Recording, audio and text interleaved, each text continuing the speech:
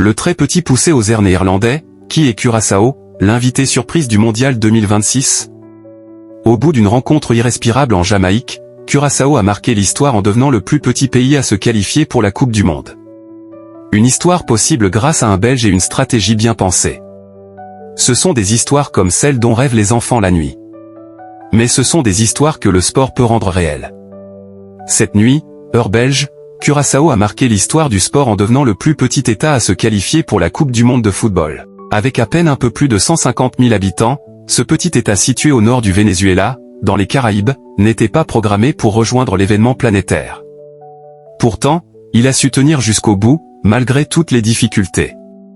Car oui, pour valider son ticket, l'État faisant encore officiellement partie des Pays-Bas, dont il est une ancienne colonie, se déplaçait cette nuit en Jamaïque, son dauphin, et devait éviter la défaite pour cela. Au terme d'un match fou, les visiteurs ont finalement arraché le partage, 0-0, mais ont souvent tremblé, notamment sur les 3 montants adverses ou quand le VAR aurait pu attribuer un pénalty aux Jamaïcains dans le temps additionnel. C'est d'autant plus remarquable que, pour cette rencontre si importante, la vague bleue, comme l'équipe est appelée, se présentait sans son entraîneur, Dick Advocaat, rentré chez lui pour des soucis familiaux. Sélectionneur depuis janvier 2024, l'ancien coach des Diables Rouges n'était d'ailleurs pas la priorité de la fédération à la base. De son propre aveu, Gilbert Martina, son président, a expliqué avoir d'abord contacté, sans succès, Ber van Marwijk ou Louis van Gaal avant qu'Advocaat entende parler de ces discussions et ne se propose de lui-même pour le poste. Tout le monde connaît Dick, c'est un bon entraîneur. Le changement avec lui, c'est qu'il a une grande présence, juste devant le groupe.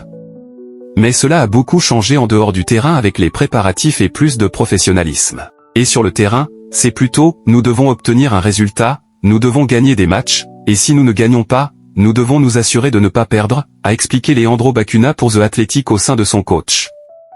Évalué à 26,3 M € par Transfermarkt, l'effectif de Curaçao porte la marque indélébile qui unit l'île aux Pays-Bas.